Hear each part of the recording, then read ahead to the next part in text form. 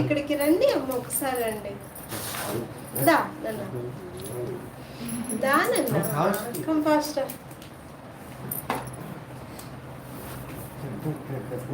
రండి, ఇద్దరు రండి.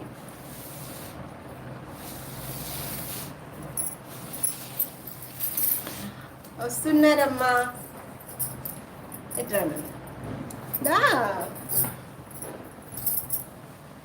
కూర్చోండి.